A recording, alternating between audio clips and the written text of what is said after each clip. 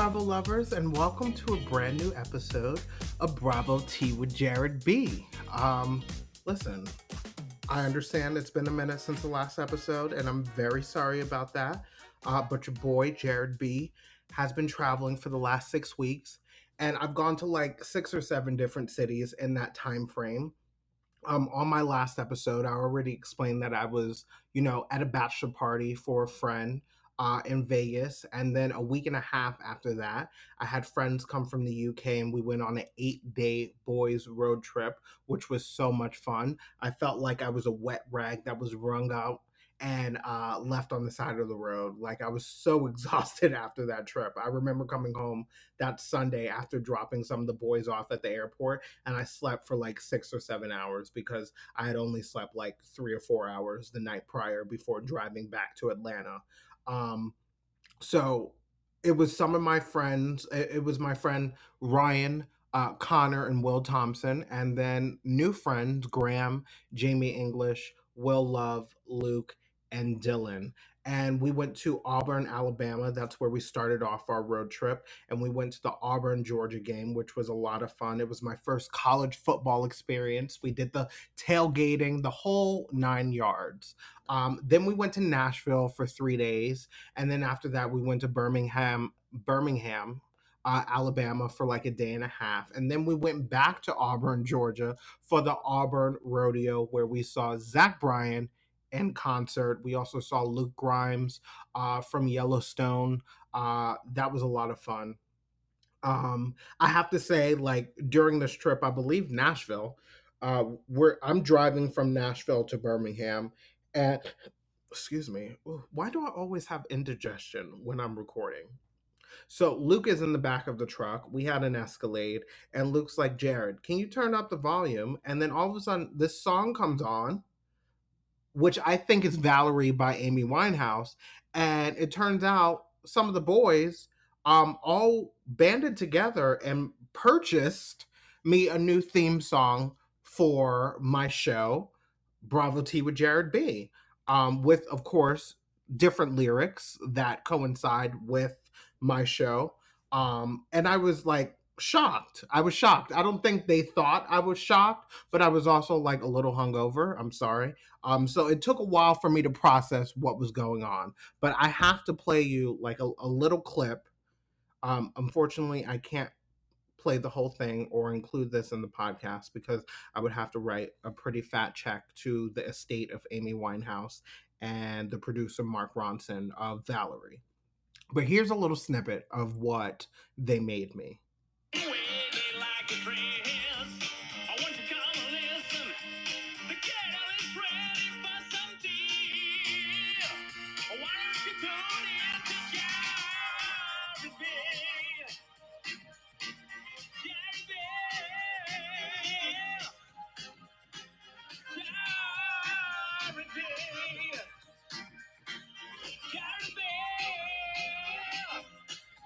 Okay, and that's all I can play you. So shout out to Connor, Will T, Jamie English, Will Love, Luke, and Dylan. Uh, I'm sending love to the UK. I appreciate what you did. You guys did not have to do that.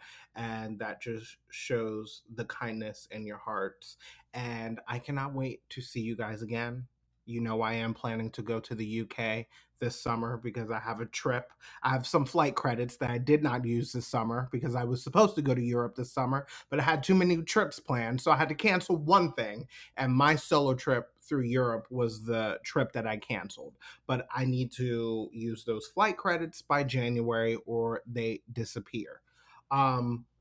So then that same week, I got back from the road trip.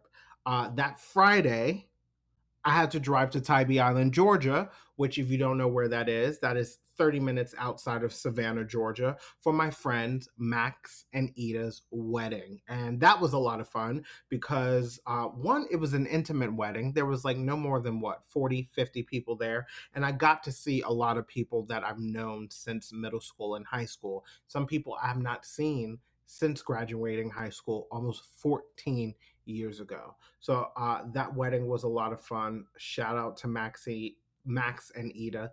Thank you for inviting me. Thank you for including me and all of us and your journey down the aisle. I'm sending love to you guys. But I'm happy to be back. I'm happy to be back. I don't have any trips kind of planned for the rest of the year until I have to go to Arizona for the wedding of my friend whose bachelor party I went to in Vegas, which is in February. So enough about me, enough of that Jared tea. Let's get to the Bravo tea. So we are going to get into some Bravo news.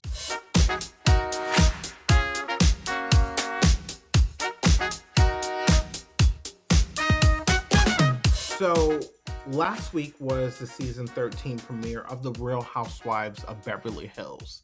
After the premiere, Kyle Richards and Teddy Mellencamp, they were on Andy Cohen's show, Watch What Happens Live, and they were asked by viewers about the rumors that Dorit and PK have separated, and allegedly PK is living in a hotel. Well, after that, or allegedly, that Dorit and PK are separated.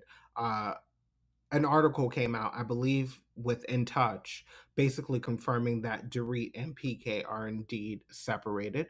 So, according to In Touch magazine, the Real Housewives of Beverly Hills star Dorit Kemsley and Paul PK Kemsley have called it quits after 8 years of marriage. In Touch can exclusively confirm.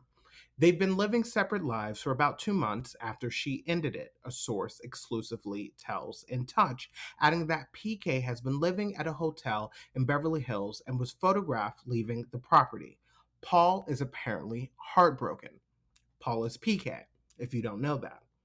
The insider continues that she's been telling people that she fell out of love with him, but they agreed to keep it a secret for now so it doesn't affect the show. When reached by In Touch, a rep for Dorit and PK responded with a statement. We have had some challenging years, which we openly discuss in the upcoming season of The Real Housewives of Beverly Hills, read the statement shared exclusively with In Touch. We remain committed to working through these issues as a united couple for our family. We have not separated, nor are we planning to do so. Rather, we are focused on healing, making changes, and doing the things that many couples have to do at some point in their marriage. We would be grateful for everyone's understanding. We are doing what we can to focus on the best interests of our family, as opposed to spending our time contending with rumors and hearsay that are not true. Love, Dorit, and PK. Um, Listen, I will never hope that a married couple, will break up. You know, listen, based on what I've seen from the premiere episode of season 13 of The Real Housewives of Beverly Hills, it does seem like, there is a disconnect between Dorit and PK. Um, I think only time will tell.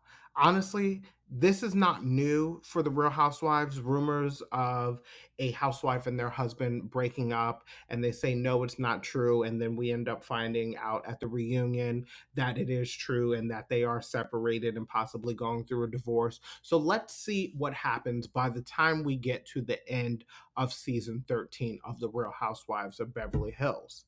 In addition, we have some information about, you know, Dorit and PK and the money they owe to the IRS. Dorit's husband PK allegedly owes almost $1 million to the IRS in California over unpaid taxes. Dorit allegedly owes $90,000, but she did pay off some of the debt, $635,000, after PK paid off a $2.27 million debt to the Bellagio Casino in Vegas. Shout out to the Bellagio. I did stay at the Bellagio when I went to Vegas for a friend's bachelor party. We stayed at the Venetian part of the Bellagio. Beautiful hotel, massive hotel. It's like a mall. I said that, I think, on the last episode.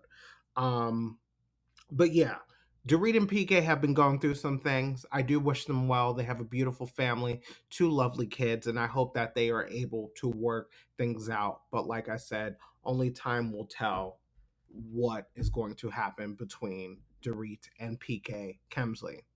Now, let's get into the big news that has broke. Um, it's this Vanity Fair expose on Bravo. So it starts off with the housewife woke up in her own urine. She was still drunk from the night before when she had 3 drinks at dinner, another 3 or 4 with her co stars, and then an indeterminate but debilitating amount of mezcal after her castmates went to sleep. The house had been fully restocked when they arrived. She was too hungover to care that she'd wet the bed and so sick that she couldn't film, she told production. But people on set kept telling her that she was fine and it was just the Mexican water screwing up her stomach, the same thing that happened to them in Cartagena, Colombia the year before. Obviously, we're talking about the Real Housewives of New York before this new era, season 14.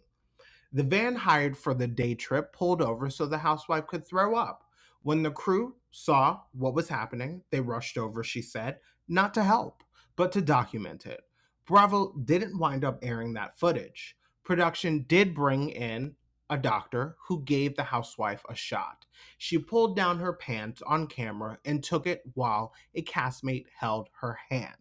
Now, in my mind, I think there's only 3 people that this opening of the expose could be referring to: Sonia Morgan, Luann de Lesseps, or Dorinda Medley. I think it's allegedly one of those 3 because, on the previous cast of The Real Housewives of New York, those were usually the 3 that would get the most turned, the most drunk, especially on these cast trips, but especially Dorinda Medley and Sonia Morgan.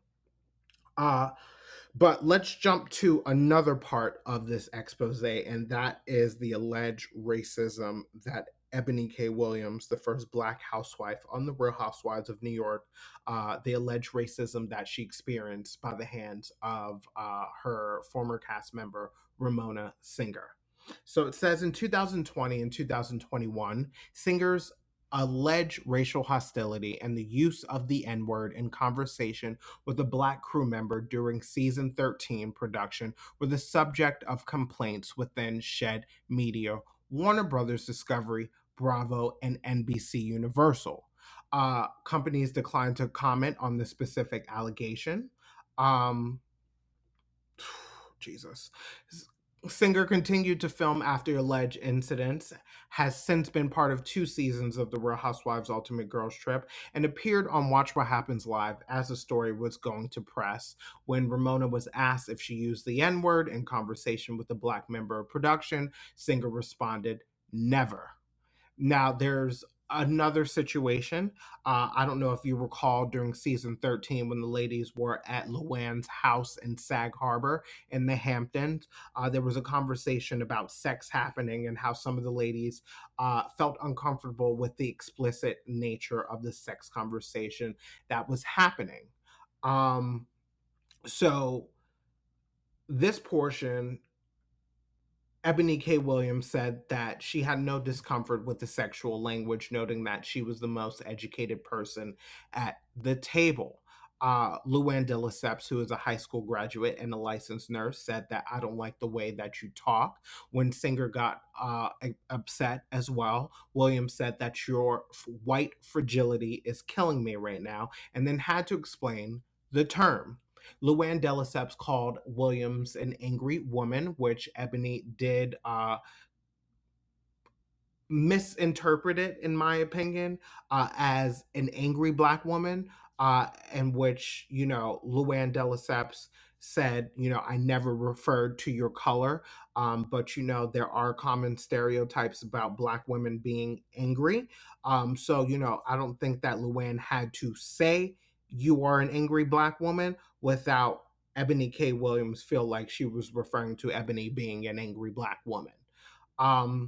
Then the emotional momentum continued. One of the people who remained after Ebony stormed off and left Luann's Hampton's home said that Ramona slammed her hands on the table, and Ramona said that this is why we did not need Black people on the show. This is going to ruin our show.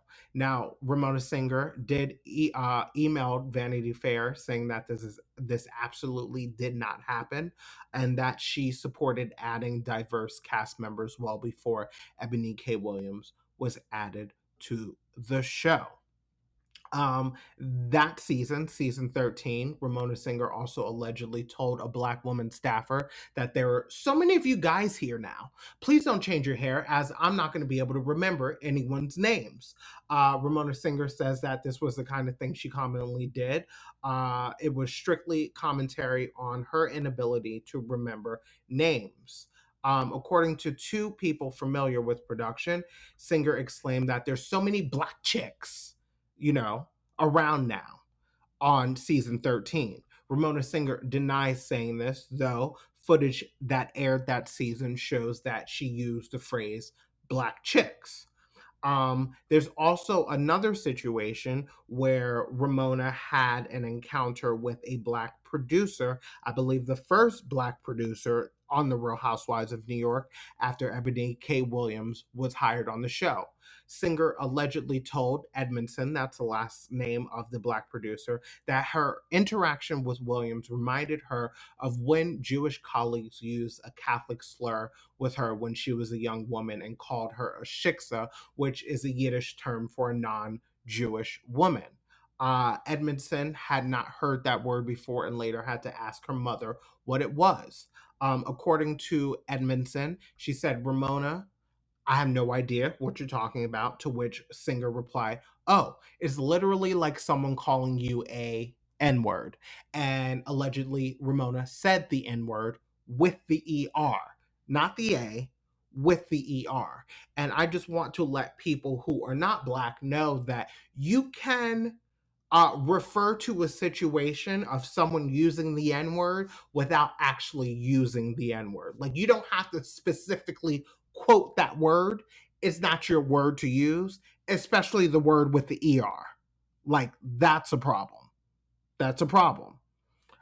Singer says that she never said the N word and that this account is a misrepresentation of what happened.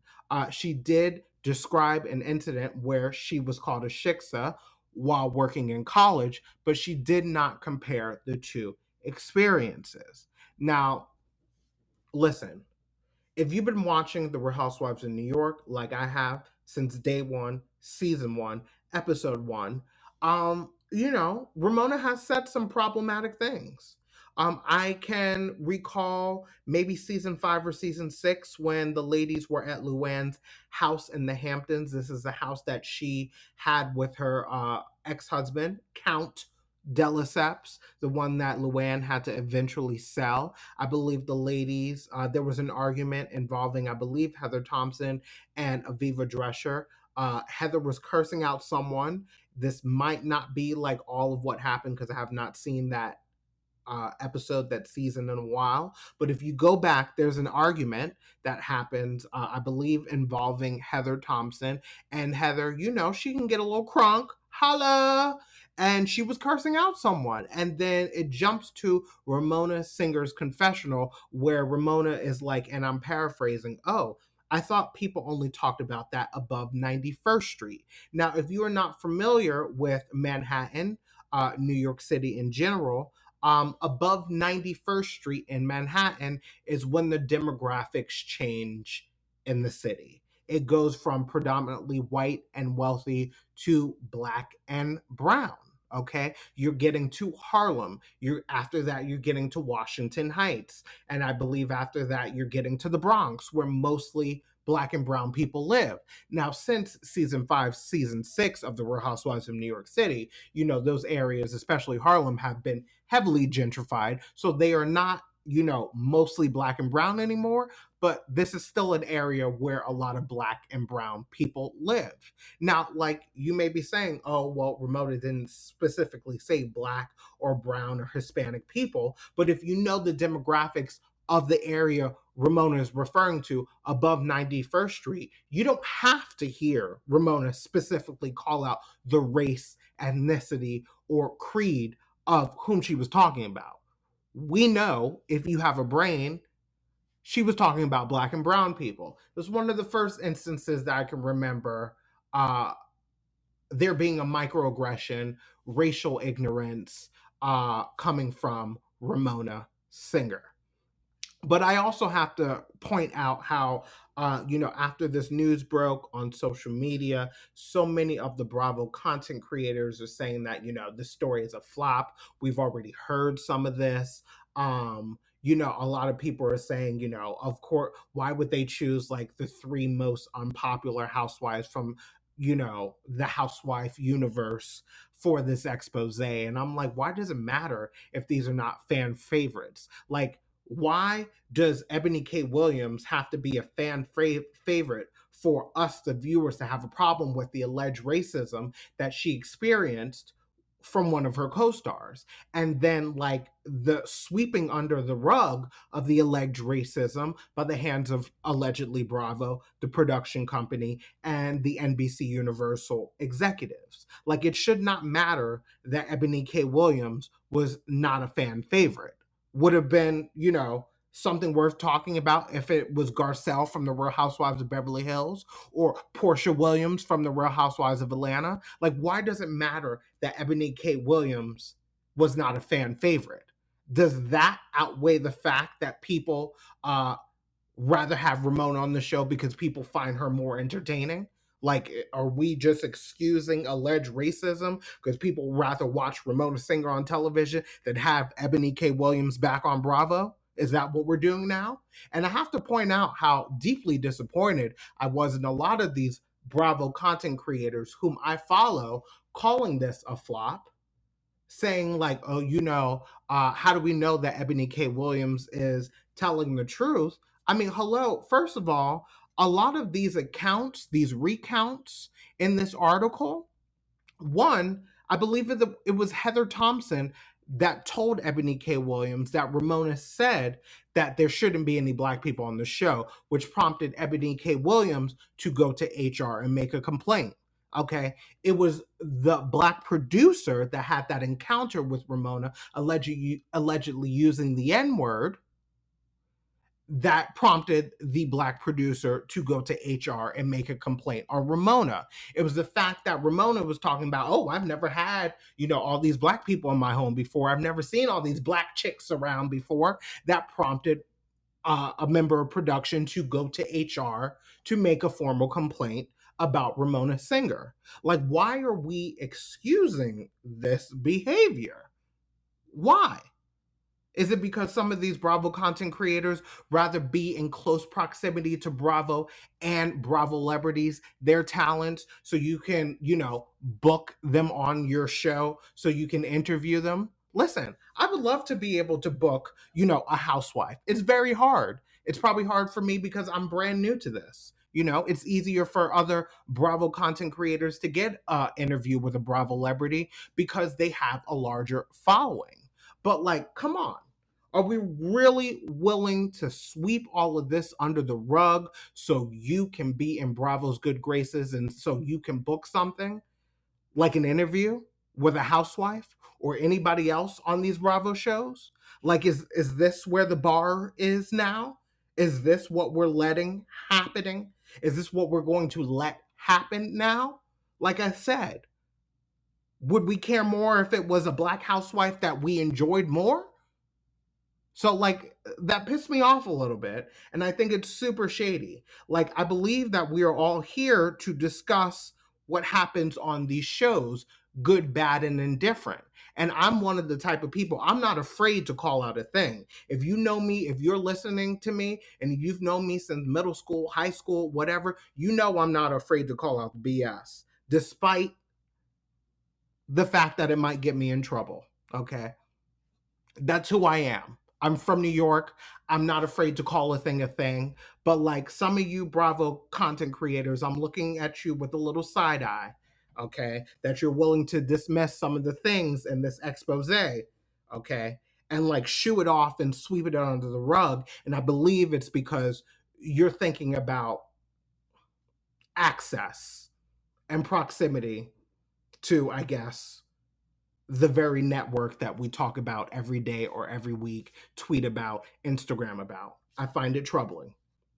I also briefly want to mention the Leah McSweeney part of it. The only reason why I did not read the excerpts from the expose about Leah McSweeney because I'm actually conflicted about it. And the reason being is because, I had a interview with Gabby from season 3 of Below Deck Sailing Yacht, where she talked about her experiences with production and the fact that she felt pressured to drink. And I asked her to clarify what that pressure looks like because I can't imagine, like me feeling pressure as an adult to drink in any situation because we are adults and we are in charge of our own behavior and our own actions. So when it comes to Leah McSweeney, I'm a little saddened and deeply troubled that Leah was willing to compromise and sacrifice her sobriety to be on a reality show. And like I can understand if, her first season on the Real Housewives of New York, she didn't fully understand what she was getting into. But like after the first season, you should know what you're in now. And then she did a second season of The Real Housewives of New York City. And then she did The Real Housewives Ultimate Girls Trip in Thailand, where she earned allegedly $250,000 for a week's worth of work. But with that being said, at the end of the day, if production and the network is aware that some of these women have substance abuse problems, have alcohol addictions, I find it deeply troubling that they are just willing to exploit those problems for television just because these women sign on the dotted line. Like there has to be a level of integrity. There has to be a bar that is raised that like this is the behavior that we are not willing to put up with. Cuz God forbid something happens on an upcoming season of a housewife franchise where one of these women are heavily intoxicated, maybe abusing drugs, and something happens like, drowning in a pool. And then we find out so and so has died because they were heavily intoxicated.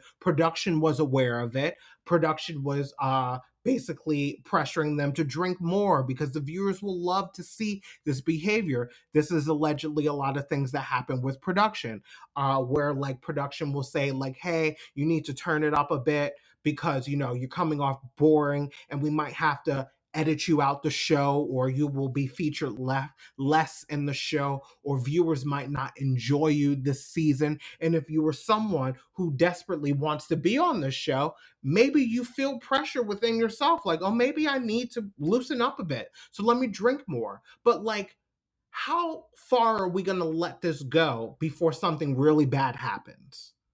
Like, come on, guys. We got to have some sort of integrity with this. Let's call a thing a thing. And like, I'm not hoping something bad happens, but I would love to avoid something bad happening. Excuse me. I'm a little heated about this. I'm a little troubled.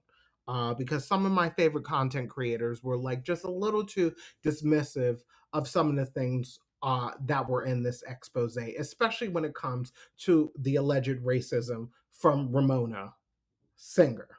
Like, hello? It's weird. It's weird, and I'm judging you silently. I'm judging you. But, that's enough for Bravo News. Let's move on to part 1, the reunion for the Real Housewives of New York City.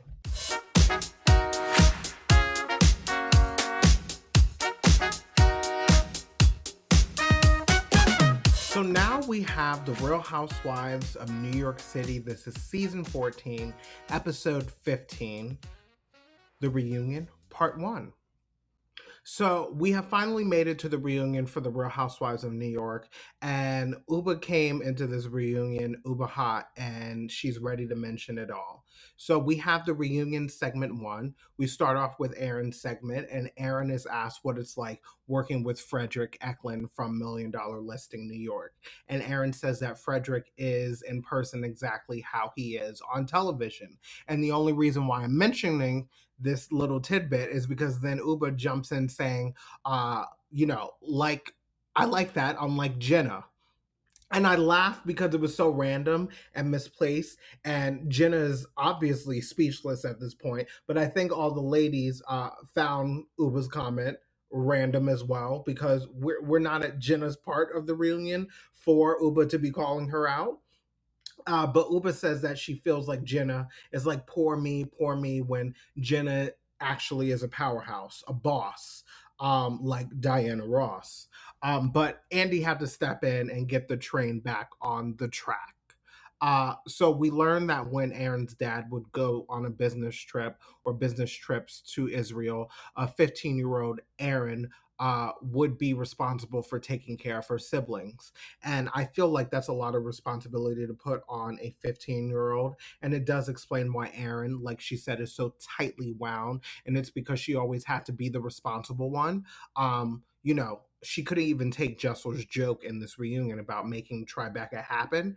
That's how tightly wound Aaron is. But Aaron, you need to outsource that to your therapist, because these ladies are not your siblings, they are your coworkers. So as you go into season 15, I need you to loosen up, lighten up, and just have a little fun and not take everything so seriously. Um, and then Aaron tries to call out Sai for talking about her in her confessionals, but Sai is like, hold up, wait a minute, you're a liar and you don't own your own shit. So this brings us back to Cheesegate, when Aaron said that Sai was bitching about Aaron serving cheese, but come to find out, Sai never said anything about the cheese. She just wanted to know if she should eat before coming over. And Sai calls out Aaron for perpetuating this lie on a podcast, which Aaron denied, but Sai had the receipts. And then after Sai plays the receipts, a clip from the podcast, Aaron then backtracked and said that she misconstrued, the cheese situation, and that she didn't mean it literally. But I have to say, Aaron seems to be one of those people that gives new adaptations of situations that happen to fit her narrative. And I feel like we all have one person in our lives that like to change the story up to fit their own narrative. Like, say you have a conflict with a friend and they say that you did A, B, C, and D. And you have to be like, that's not what happened at all. EFGHIJ actually happened. Oh my gosh, I can't believe I actually forgot the alphabet for maybe like 3 seconds. Don't judge me. I know the alphabet. I graduated high school. I graduated, okay? I know the alphabet. But it's literally like this person just rewrote this whole damn story in their mind to justify why they were upset at you. And I find it weird. I find it troubling. And I find it problematic, honestly. And I think that, we need to watch out for those types of people, in all honesty. And then Uba has another random moment and says, I think that they should focus on how they didn't want Jenna Lyons on the show. And the ladies are confused. And I feel like Uba came into this reunion with talking points and things that she was ready to address and call people out on, but Uba is not finding the right moments to address these things. And I feel like Uba should have watched some past reunions of Housewives, because I don't believe prior to being on the show she had ever watched any housewife show before. So I think that Uba should have done some homework prior to participating in her first housewife reunion, so she can understand the lay of the land. But Aaron admits that at times she can be rude and crass. And then Uba jumps in again and says that she doesn't think Aaron is rude. She thinks Aaron can be polite, elegant, and nice. But Uba thinks that Aaron stirs the pot and that she's a gaslighter, which Sai co-signs and agrees that Aaron is a gaslighter. And I'm like, okay, Uba, here you go. You can interject and give your opinion, but it has to meet the moment. It has to make sense. And this specific moment, made sense for Uba to interject and call out Aaron for some of her behavior. So then we move to the Jenna Lyons segment of the reunion. And can I just say that I love Jenna Lyons? I love Jenna Lyons. She has been so open and honest about her life, her childhood, and her career. And I'm happy that there are moments during this season that could help Jenna heal and navigate her pain of not feeling loved by her mother. And I also love that Jenna has the emotional maturity to compartmentalize that pain. She's able to acknowledge not feeling loved by her mother, but at the same time, breathe and acknowledge that her mother was incapable of giving it due to her mother suffering from autism. And I have to say that sometimes our parents aren't able to give us what we want from them, whether it's stability, whether it's love, respect, or affection. And sometimes it's out of our parents' control, depending on where they came from, how they grew up. How old they are, these older generations. Some of them like to sweep things under the rug because back in their day, being emotionally vulnerable, it was considered weak, but we are in a new day. And I love that Jenna was able to express her love for her mother and her understanding that her mother wasn't capable of giving Jenna, the child Jenna, what she needed. And from what they've been through, children, based on what they've experienced from their parents, hopefully by the time a child becomes an adult, they can break that chain, change the pathology, and do for others what they didn't have growing up, like when the child that grows up becomes a parent themselves. Because we are all products of our environment and our parents, the good, the bad, and the indifferent. Excuse me. But we also learn from Sai that she runs away from her feelings and that she does not address them. Sai admits that she's broken inside but doesn't want to tell anyone. She doesn't want people to experience that part of her. She wants people to experience happiness with Sai, with her. But I can't say that that is what we experienced with Sai. We did not experience happiness with Sai. There were some happy moments, there were some funny moments, but Sai, you know, she's a different flavor of water. And I am hoping that going into season 15, we can experience a different side of Sai. Because in the second half of the season, I could tell that there are things that Sai has not addressed in her life and healed based from her interactions and reactions to the women and the conflict happening in the group. Like, for example, the many times that Sai said she does not care when talking about Jessel and her marriage. And it's like, one, you do care because you keep on talking about it. And two, how many times Sai had to pretend like she doesn't care. And I felt like that's a defense mechanism. Like, I wonder how many times Sai had to tell herself growing up that she's going to be okay just to survive, to not be destroyed by the trauma of her childhood, and had to tell her, I don't care. I'm going to be fine. I'm going to make it through. Like, I feel like that I don't care thing is a defense mechanism. And I'm not a licensed therapist, obviously, if you listen to me.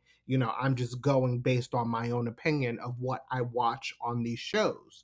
But it feels like a trauma response to me. And hopefully, this season can be a mirror for Sai to address the issues from her childhood because I actually like Sai. I just don't think we got to experience the best parts of Sai this season. And I hope that if she comes back for season 15, that we can experience a more fun part of Sai. So then we have Aaron apologize to Jenna for making it seem like Jenna was too good to fly coach with the rest of the ladies to Anguilla because there was more to the story that Aaron purposely omitted to what fit her narrative and the story she was trying to tell at the time. Watch out for Aaron. So we get to the circle of trust part of this conversation in the reunion, and we get to the mention of Uba's boyfriend. And I have to say that I appreciate Sai for owning that she revealed details about Uba's boyfriend to some of the ladies, and she took that anger out on Bren because Sai was disappointed in herself. Now, I do want to jump to Jessel calling Aaron and Sai out for talking about her marriage way too much throughout the season, but specifically in the second half of the season.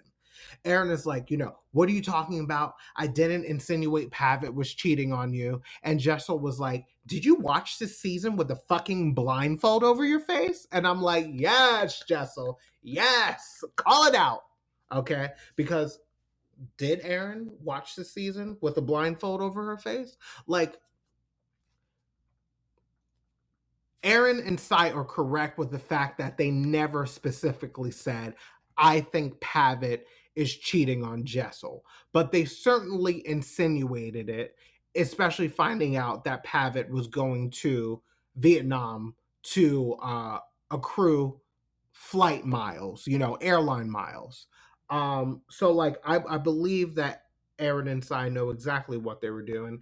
I believe that Aaron and Sai know exactly what Jessel meant, and I believe that they were just trying to get away with it. But you guys were insinuating, without specifically saying it, that Pavitt might have something going on with something else, with someone else in Vietnam. So we get to Jessel's segment, and I'm honestly over talking about Jessel's marriage. Jessel, of course, and Pavitt went through a dry spell, and based on what Jessel said, she and Pavitt are in a better place. I was going to give props to Sai again for taking ownership of something, apologizing for commenting on Jessel's marriage, but she canceled out me giving her props for apologizing when she said from the outside looking in that she doesn't think Jessel and Pavitt have a connection.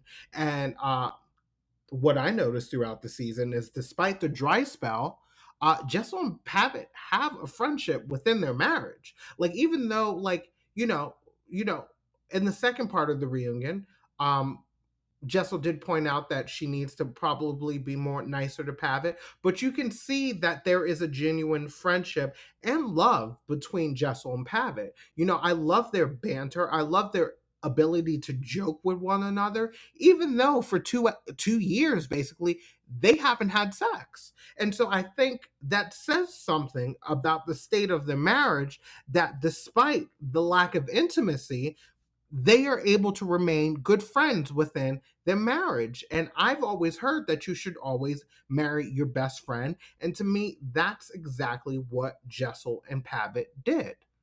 They married each other because they're friends first. And yeah, that is my take on part one, the reunion part one of the Real Housewives of New York. And we are going to move on to the Real Housewives of Beverly Hills.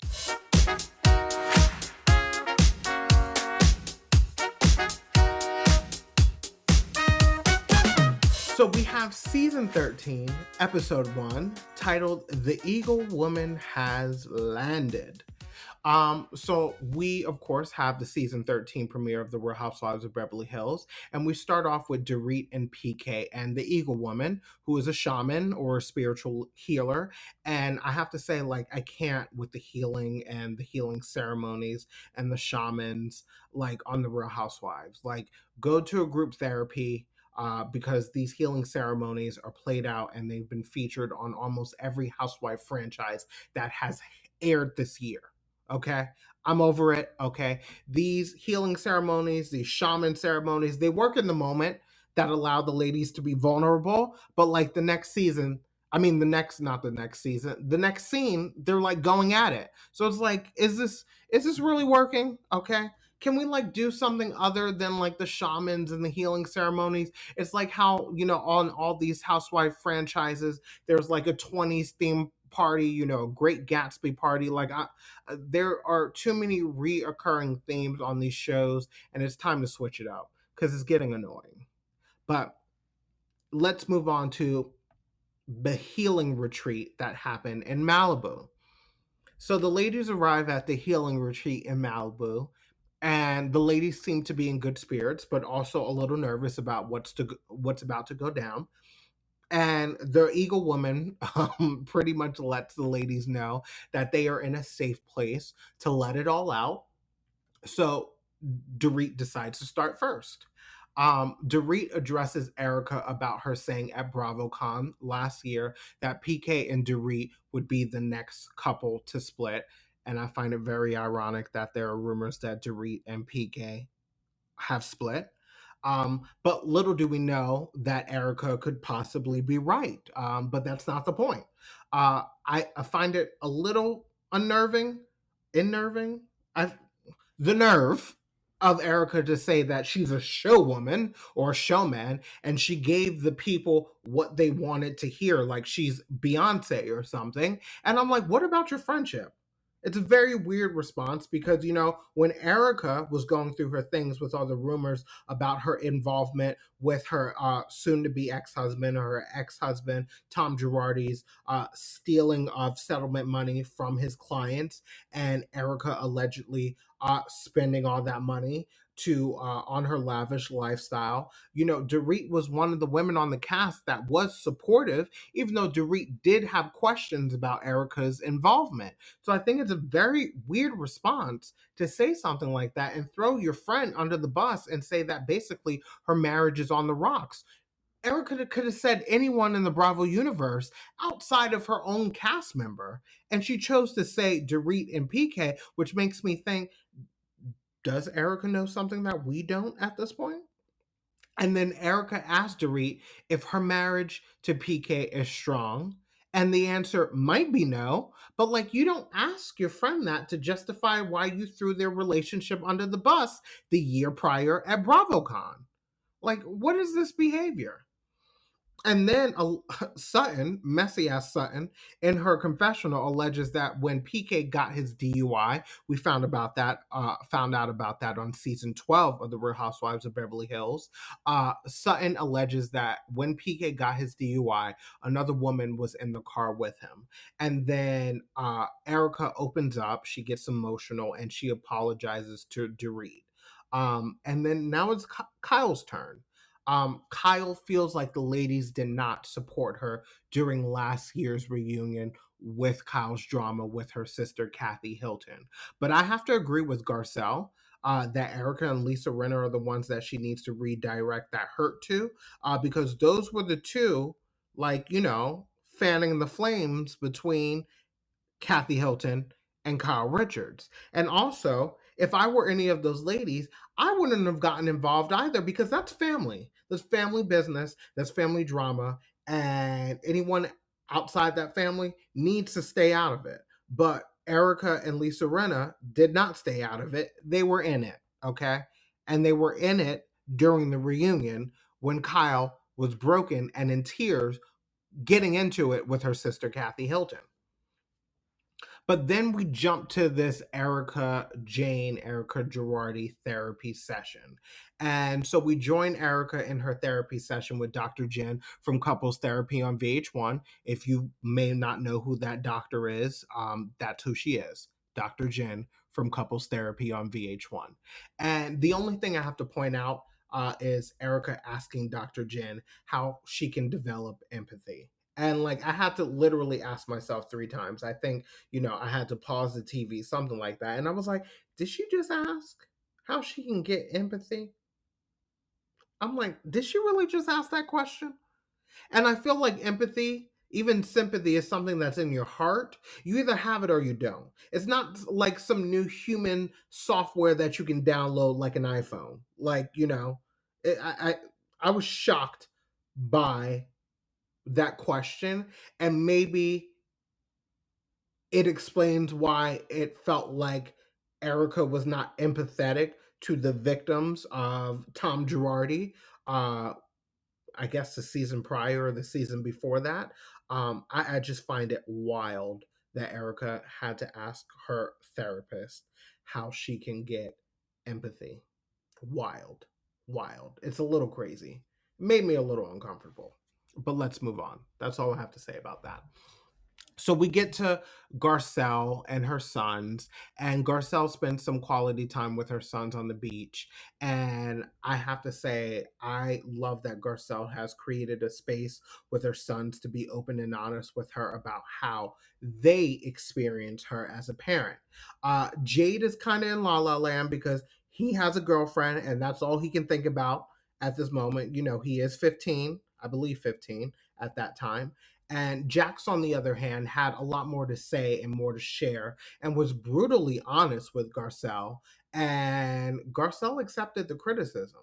I have to say that I think, Jax was feeling himself a bit, saying that at 15, he doesn't need to be parented anymore, even though, the the young man did not even know how to operate a gas station pump to put gas in his mother's car. So, I think that you need to latch on to your mom a little bit longer to at least learn how to pump some gas.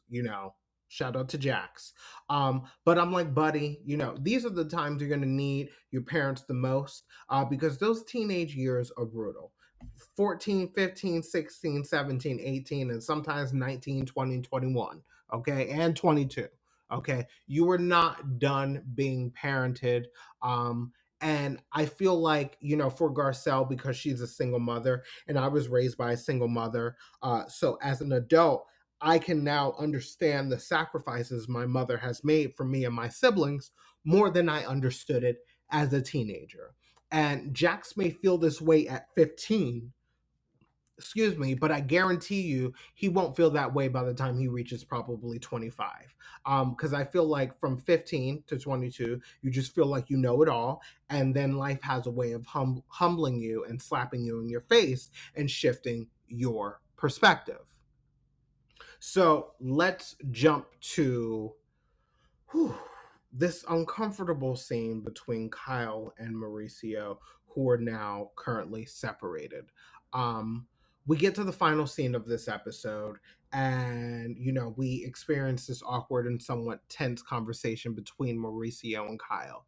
Mauricio notices the changes Kyle has made to her life, Kyle being more physically active, her being sober. But what Mauricio has not noticed is how many tattoos Kyle has. And Kyle says, maybe you should be looking at my body closer, which indicates to us, the viewer, that there's a lack of intimacy in their marriage at that point, and it's probably due to their busy schedules. Mauricio is like, no more tattoos, and Kyle is like, but I want another. And Kyle is like, I'm probably going to get another. And then, it gets a little Handmaid's Tale when Mauricio is like, he can't allow that. Like he owns Kyle's body.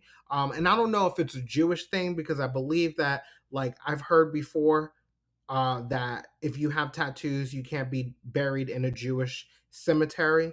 I don't know if that's why Mauricio is saying no more tattoos, but Kyle already has one, so like, if that's the case, she can't be buried in a Jewish cemetery. I'm just guessing where this is coming from. But I'm like, this is Kyle Richards, Mauricio. Her name is not of Umansky, harkening back to The Handmaid's Tale. But I also noticed that Mauricio was calling Kyle Love Bean several times. Did any of you notice that? Because in the 13 years that I've been watching The Real Housewives of Beverly Hills, I've never heard Mauricio call Kyle Love Bean. And so that was something that was very noticeable to me. And it might be a nothing burger, and I understand that we don't see everything that is filmed between Kyle and Mauricio, but I'm like, is this a new pet nickname between them, like Love Bean? Like it just didn't feel real and authentic, the Love Bean name that was coming from Mauricio to Kyle. And I have to be honest, when these separation rumors came out, I did not know what to believe. And then we hear the rumors that Kyle is allegedly dating Morgan Wade, who is a woman. And I'm like, what on earth is going on? How you doing, Kyle? How you doing? How Wendy Williams would say, how you doing? But after watching the scene, obviously it's clear that there's a disconnect between them. And at this point, they seem to be two ships passing through the night. So we'll see what transpires on the rest of the season of The Real Housewives of Beverly Hills. So let's move on to Southern Charm.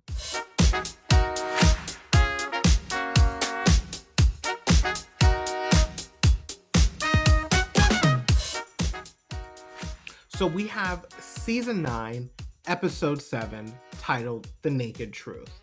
And this episode starts off with exes Shep and Taylor taking a walk on the beach with their dogs. And I have to point out how strange and selfish it is that these guys on Southern Charm expect to remain friends with their exes whose hearts they have broken. And some of these girls just let it happen. They just let it happen.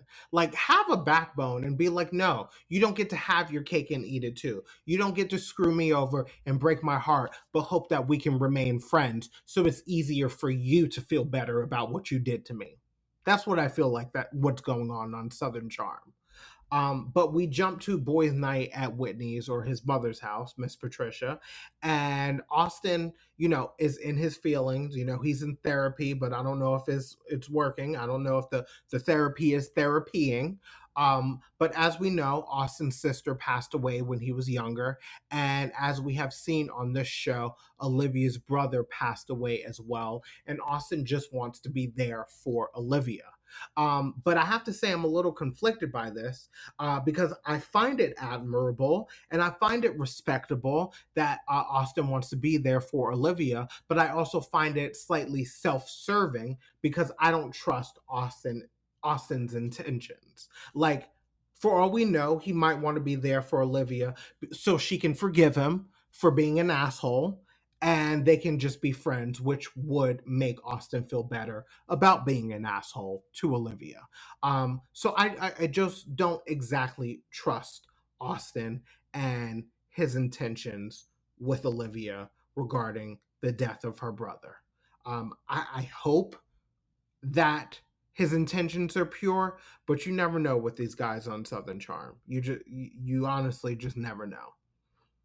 So then we get to Madison's house, and she's talking with her husband, and then her son walks in crying, and he's all scratched up and bloody, and we find out this kid he got into a scrap with, and this kid bit Madison's son several times, and I'm like, yo, if this was my kid, I would probably call the parents ASAP. And you might be thinking, why call instead of just showing up at the parents' house? But I have to say, like, you can't just show up at people's homes in the South because people shoot first and ask questions later. And I refuse to be a hashtag on social media. I refuse. So yes, I'm gonna call the parents first, and maybe I'll slash a tire. But we're gonna set up a meeting so we can have a conversation. Why your banshee of a child who seems to be raised by wolves is biting my son? Okay, I would have shut that down real quick. But then we get to JT's dinner, and I guess we're in JT's new event space. And I have to say, for me, the rookie of the season so far is JT. This man, from the first episode, has known the assignment. He is like Craig 2.0. JT is stirring the pot. He's asking the right questions. He's promoting his businesses, which isn't super thirsty. He's not super thirsty about it.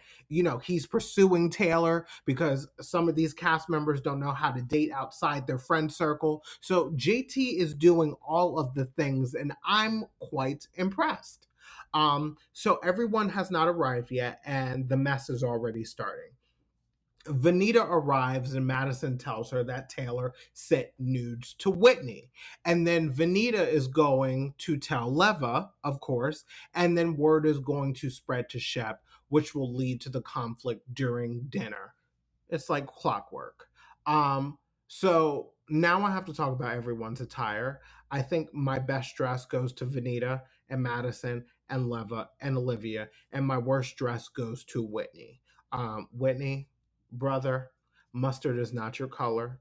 And I don't think it's a bad suit, but I don't think it's the right suit for Whitney. And maybe it's because it was a striped yellow shirt with a pop collar like it's 2008. And also, like, he does look like a 70s porn director. And, I do feel like Whitney fits that aesthetic quite well. But I would have to say the worst dressed of this event does go to Whitney. What his name? Sutherland Smith, something like that. Whitney, you know who I'm talking about. But then we get to this moment where JT tries to shoot his shot with Taylor and he gets shot down. And JT asks if Taylor is single, and she confirms yes, but she's not looking for anything. She's happy, she's content, she's good, and good for her. Okay, because honestly, she shouldn't be dating anyone in this friend group. She can do better. And then Leva sits down with Vanita, Madison, and Craig, and Leva can already tell that the girls want to tell her something. And this is when Leva finds out that Taylor sent Whitney nudes. Excuse me. And I have to say, one of my greatest joys watching Southern Charm is watching Craig's face when the tea is being spilled and the pot is getting stirred, because Craig loves it. He loves it. He lives for it. He enjoys watching it. He enjoys participating in it. He enjoys stirring the pot himself, and I enjoy watching Craig enjoy it. And then Craig goes over to the guys and lets Shep know that he should go over to the girls to see what's up. So then Madison summons Shep to let him know Taylor sent Whitney nudes. And Shep actually comes to Taylor's defense, that she probably did it to get back at Shep because he put her through a hard time. And then Shep gives Taylor a heads up about the nude pic talk happening among the group. So then the cast is now all seated. The salads are served to everyone. However, now that Vanita has now left the table to go to Fashion Week in New York City, can we talk? Okay, can we talk about Vanita? My hope for this season was that it would feel to me that Vanita has more authentic connections with the cast. And I can't say that I feel like that has happened. I understand that she is friends with Madison, Olivia, and Leva, but it just feels like Vanita is an accessory on the show. And it like bothers me. Like it vexes my spirit. Okay. Because like when Vanita and Craig were talking about Fashion Week, Craig was obviously very disinterested in the conversation with her. And I just don't feel like anyone on the cast would care if Vanita was there or not.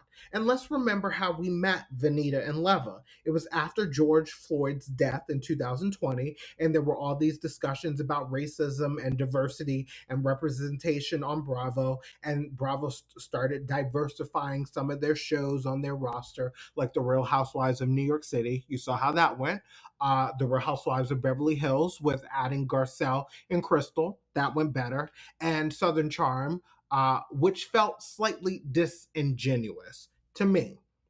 But that's how we got Vanita. And 3 seasons later, it still feels like she doesn't have any authentic connections with this cast. And I like Vanita. I like her. I like her style. I think she's beautiful. I believe that she's a hard worker and she's very nice. But sometimes I'm like, why are you here, Vanita? This show might not be for you.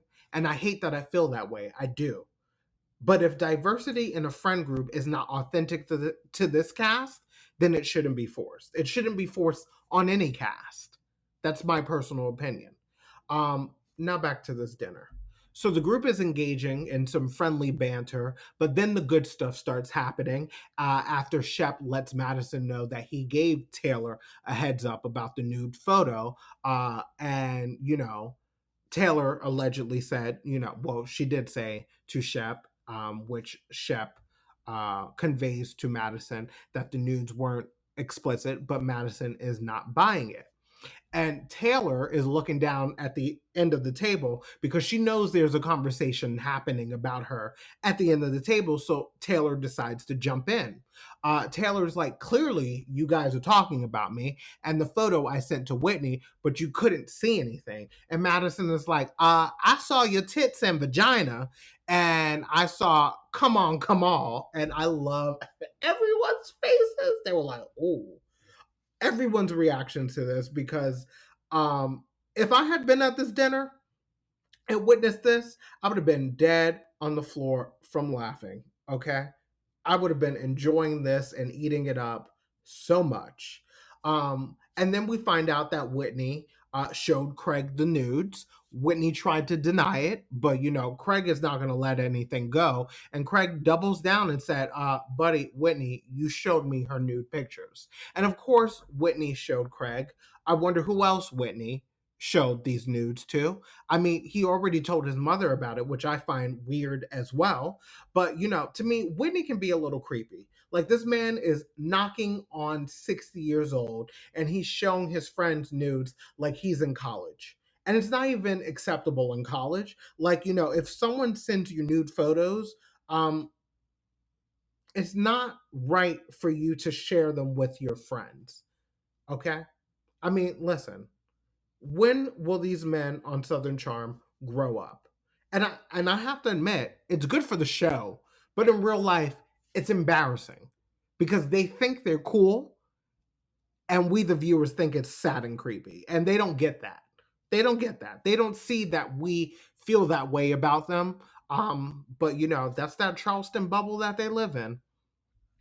So then Madison starts calling out Taylor's behavior. And I have to say that I don't disagree with Madison.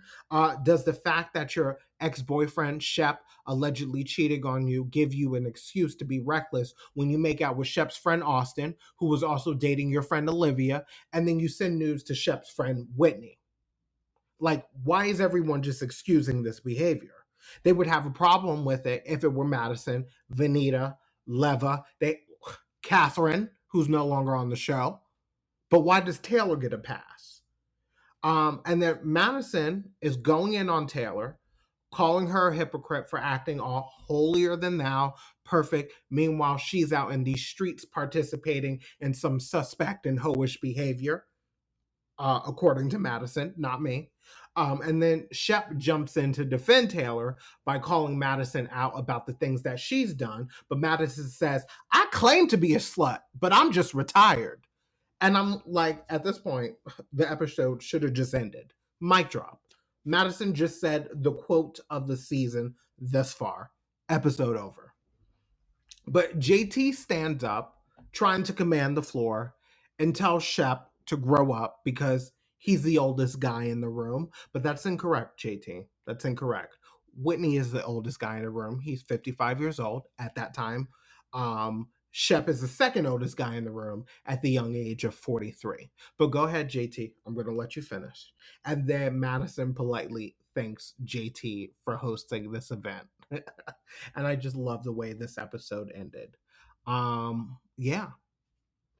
That was the newest episode of Bravo Tea with Jared B. I'm happy to be back. There will be new episodes coming. There's a new episode coming at the end of the week. This episode that you're currently listening to, I talked about last week's episodes of Real Housewives of New York, Southern Charm, and Real Housewives of Beverly Hills. But at the end of the week, Friday to be exact, I'm going to be discussing this week's new episodes of The Real Housewives of New York, the reunion part 2. The Real Housewives of Salt Lake City is back. I'm going to be discussing The Real Housewives of Beverly Hills. Oh my gosh, The Real Housewives of Miami premieres.